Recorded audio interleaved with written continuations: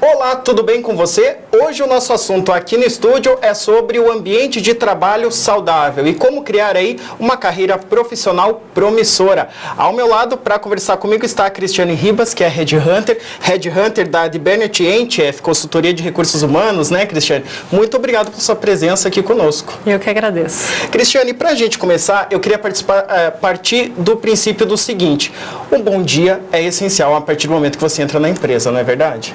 Certamente, a maneira como o profissional vai se portar a partir do momento que ele pisa na empresa vai definir aí a trajetória de crescimento ou de insucesso dele na companhia.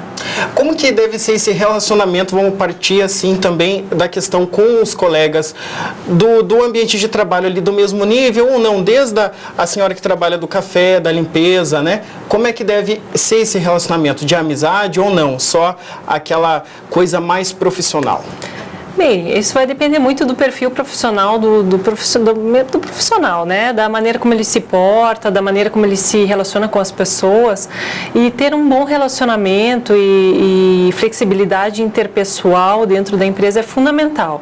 Então, se ele se relacionar desde a pessoa que serve café para ele de manhã, tendo um bom contato com essa pessoa, até o diretor da empresa, com certeza ele vai conseguir transitar melhor em todos os níveis. Pode falar sobre assunto pessoal, familiar, coisas de coleguismo mesmo ali, que eles vivem fora da empresa ou não, ali dentro é estritamente profissional? Bem, eu acho que tem que se dosar, né, a condição de amizade dentro da empresa. Então, claro que a pessoa ela não vai ficar estritamente restrita à questão profissional, mas ela tem que se considerar que dentro da empresa ela está ali por um objetivo, né? Ela está ali para dar resultados para a empresa. Então, ela precisa focar muito mais nos resultados do trabalho dela e acessar os colegas aí para informações relevantes do que ficar, né, nessa coisa assim do papo, né, mais informal. Entendi. Agora, uma questão que a gente vê muito hoje acontecer dentro das empresas é a utilização das redes sociais, né? Até que ponto isso é saudável para o rendimento profissional da pessoa, né? Até para que ela seja benquista e, de repente, para ocupar um outro cargo no futuro.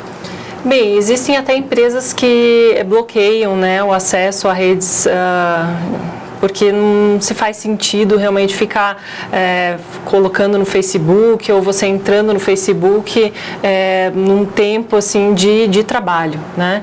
Então a pessoa tem que realmente entender que ela está ali por um objetivo, ela foi contratada para uma finalidade e ela precisa atender esse requisito, né?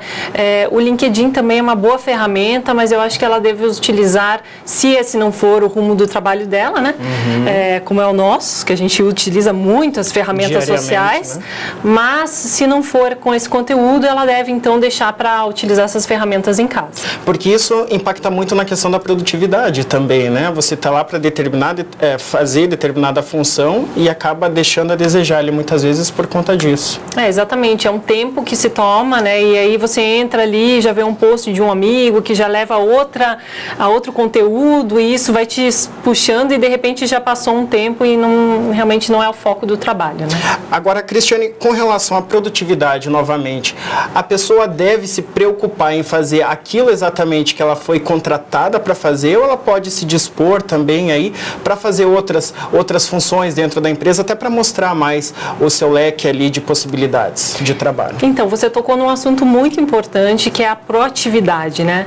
A proatividade, ela vai determinar realmente o crescimento de um profissional dentro da empresa.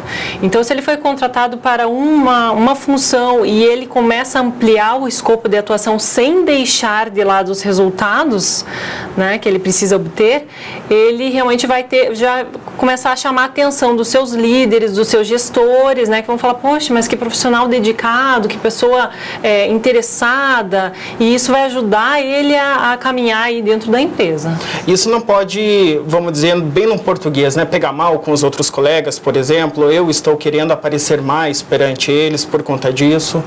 Eu acho que você tem uma linha muito tênue, né, entre o que é o teu trabalho e o meu trabalho. Então, a gente precisa ter um bom senso, né? E um equilíbrio muito grande para você também não afetar outras pessoas, né? Então eu quero ser proativa, eu quero me mostrar muito disponível para a empresa, ok, mas eu não posso invadir a área do meu colega, né? Porque realmente isso não seria interessante. Nesse contexto, acredito que entra também a flexibilidade do profissional, né? Isso eu acho que impacta tanto nessa questão de várias atividades que podem ser desempenhadas, mas também horários, né? A pessoa estar disponível, né? A determinados horários. Até que ponto isso é bom e ruim para o profissional e para esse profissional no lado pessoal dele? Então, a flexibilidade ela é fundamental para que um profissional se adapte à cultura da empresa, né? Ele estar disponível, ele realmente ser proativo, procurar desenvolver o seu trabalho da melhor forma possível.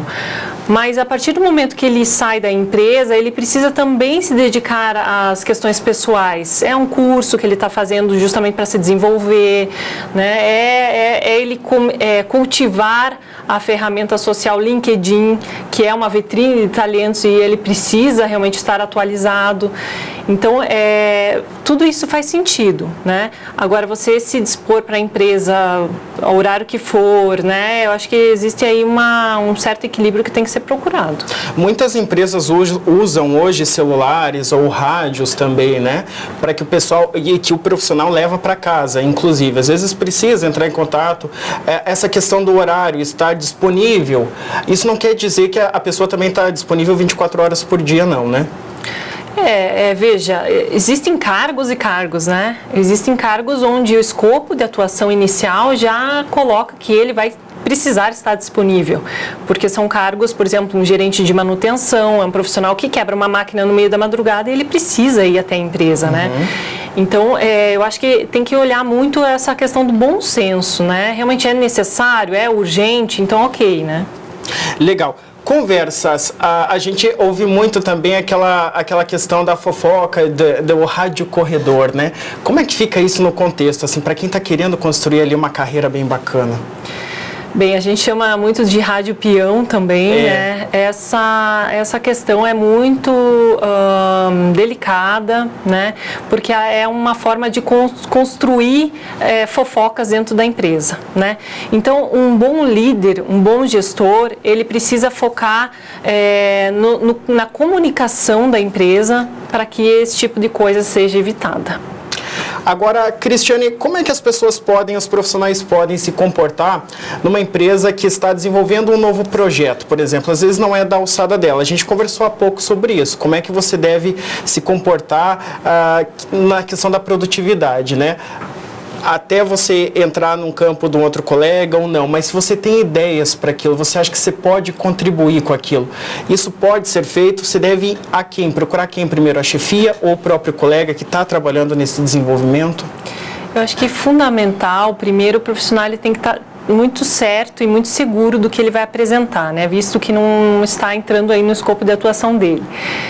Se vai entrar numa outra área, né, ele tem que trazer dados e contextos muito embasados para poder sugerir, né? E eu creio que o líder, nesse momento, seja a melhor pessoa a ser contatada, visto que ele tem o maior interesse de que o projeto ande da melhor forma possível.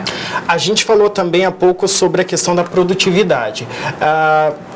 Questão de uso do celular corporativo ou não, você está disponível ou não a todo momento para a empresa, e tem muita gente que acaba se excedendo nisso, às vezes a chefia não presta atenção nisso, trabalha durante toda a semana, várias horas durante o dia, entra final de semana fundo também nisso. Até que ponto isso é bom para o profissional?